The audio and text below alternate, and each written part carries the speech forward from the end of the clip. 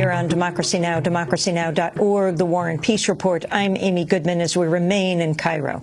To talk more about the crisis in Egypt, we're joined by the Egyptian writer and activist Ahdaf Soueif. She's the author of The Map of Love and other books, including her most recent Cairo, My City, Our Revolution.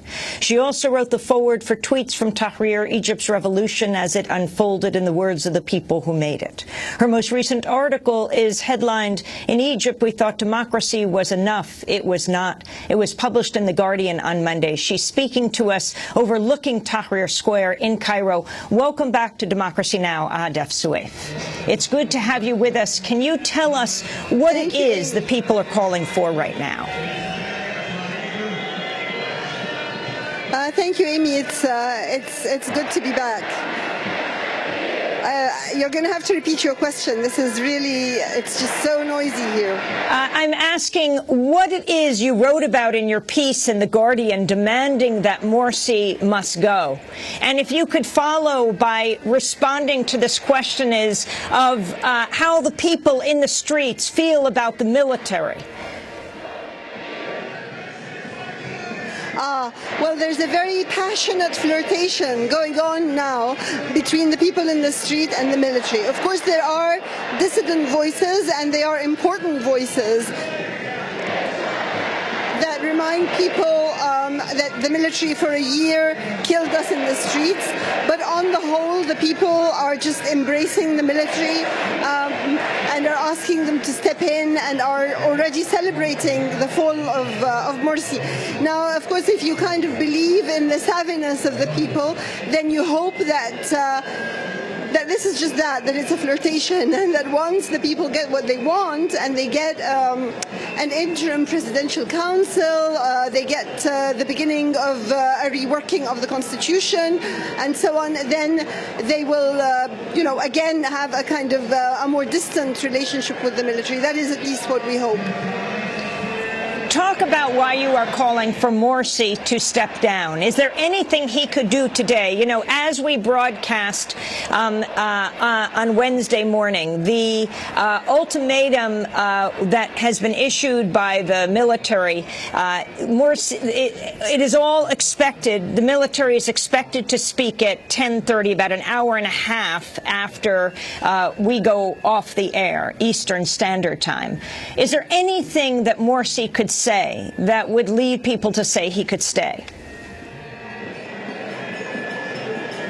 I think at this point there is really absolutely nothing he could say except that he would resign of his own free will rather than plunge the country further into division. And I don't think he's going to do that because he had many, many chances. And I think that the reason why he needs to leave and has needed to leave for a while is precisely this, because he has divided the country enormously. He has gone back or failed to honor every one of the promises that he made in order to be elected. And he has basically behaved as though he had somehow legitimately inherited the old Mubarak regime with a veneer of piety. So he's let down people that he's promised things. He's shot protesters in the street. I mean, basically things like police brutality, which were one of the watchwords of the revolution. He's done nothing whatsoever to curb the police. In fact, he's rewarded them for the way that they have suppressed the revolution. As Sharif was saying, he had to put together a fact-finding mission to explore what had happened, how people had been killed during the rule of the military. The results of the fact-finding commission were put to one side and not implemented, were not even put in front of the judiciary. His economic policies, he has continued to be as opaque as Mubarak. He went running to the IMF for a loan. Nobody ever knew what this loan was going to be used for. And finally, and of course, he pushed through the constitution, and so basically, it's a really hard thing to say, but it has become undeniably evident that he was not governing Egypt in the interests of Egypt. He was not even seeing the Egyptian people or their demands, and he lost an amazing opportunity to actually, have a Muslim Brotherhood regime or government that actually worked for the majority of the people and had Egypt in its hand, and he lost that. And there have been repeated, every day has been a chance for him to pull people in, to have a more inclusive style of government, to follow the map that the people had put in place, and he hasn't done that. And now he is clearly not hesitating to put the rank and file of the Brotherhood, young men who believe him and who believe the rest of the leadership, to put them in a direct confrontation with the rest of the country and to put them in a confrontation with the military. And if we are now having skirmishes, in the districts just outside Tahrir, people have been killed, as Sharif said, and I hope and believe that we are not going to go into civil war, but if we do, then it will largely be of the making of the Muslim Brotherhood leadership. Ahdaf Soueif, I wanted to play a clip from your nephew. We spoke to him soon after Mubarak fell. This was in March of 2011. Your nephew, Ala Abdel Fattah. We dream of is revolutionary mandate, that we don't need to deal with the complexities of the current constitution. The current constitution was created by an illegitimate government anyway. I'm a radical leftist, but I can't claim that this is the general mood in the square or in other cities, among the revolutionaries. Egyptians, it's amazing that this uprising is happening, and it's been an incredible one, but Egyptians are generally,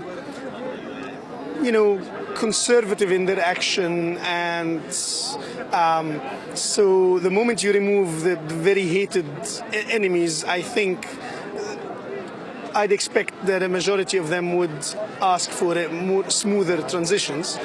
There's also other benefits for smoother transitions, like right now we are really united, but there are topics that are very divisive. They're just not relevant right now. But if we, immediately embark on writing a new constitution, revolutionary reshaping Egypt, we might have to start discussing secularism versus, everyone wants a modern civic state. Now, that was Ala Abdel Fattah in 2011. Can you describe what has happened to him as a protester under the Morsi government? Ahdaf Soueif, your own nephew.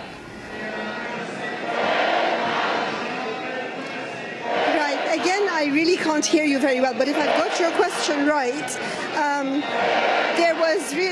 there was probably no need to start writing a new constitution. And there was a big argument about that for a whole year while the military were in charge. And in fact, there was a very strong opinion that Egypt could work very well with the constitution of 1971 if you removed some of the tampering that the Mubarak regime had done with it.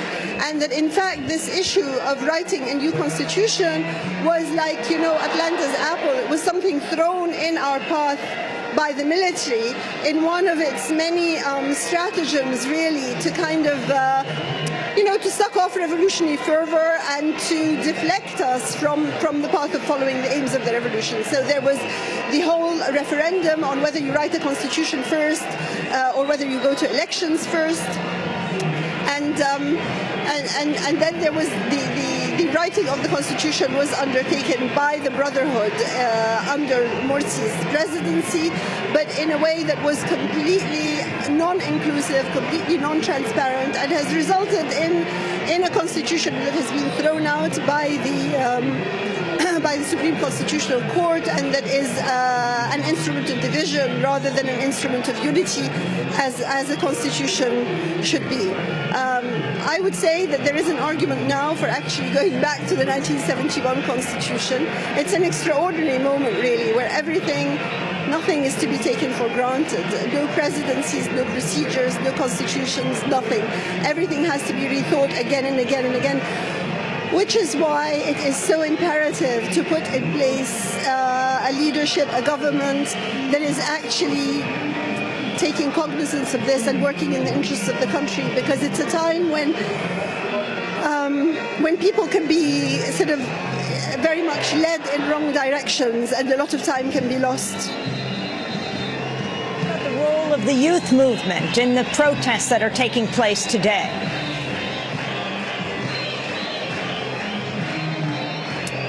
Well, the youth are out there, of course. I mean, remember that this is a country where, I don't know, I think 65% is under 25.